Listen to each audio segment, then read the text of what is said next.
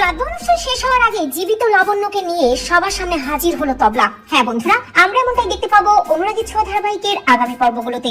লাবণ্য মৃত ভেবেই সবাই মিলে লাবণ্যর আত্মার শান্তি কামনা করে শ্রাদ্ধ অনুষ্ঠান করে এবং সেখানে লাবণ্যর পরিচিত জনেরা, লাবণ্যর কোম্পানির লোকজন সবাই হাজির হয়। অপরদিকে সেনগুপ্ত পরিবারকে একেবারে শেষ করার জন্য সেখানে গুন্ডা নিয়ে চক্রান্ত সাজায় কুমারের উদ্দেশ্য সেনগুপ্ত পরিবারকে একেবারে শেষ করে দেওয়া। অন্যদিকে হসপিটাল থেকে পালিয়ে বৃদ্ধ মহিলার ছদ্মবেশ নিয়ে লাবণ্যর বন্ধু সেজে সূর্যর বাড়িতে ঢুকে মিশকাকে দেখে সেইভাবে কেউ চিনতে না পারলেও রূপার মিশকাকে দেখে সন্দেহ হয়, কৌতূহল হয় যে এটা অন্য কেউ নয় তো দিদি ভাইয়ের বান্ধবী, দেখে কেমন চেনা চেনা লাগছে।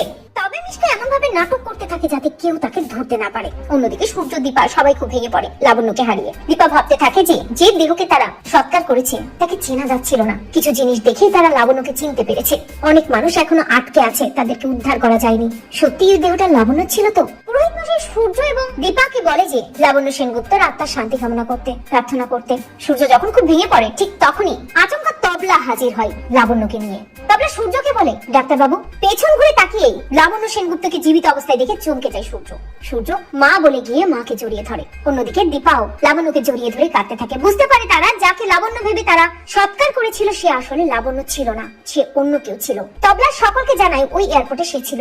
অনেকেই ওই আগুনের মধ্যে আটকে পড়েছিল, লাবণ্য তাদের মধ্যেই ছিল। লাবণ্যকে সে খুঁজে পেয়েছে আর তারপরে লাবণ্যকে ওখান থেকে উদ্ধার করে বাড়িতে ফিরিয়ে নিয়ে এসেছে।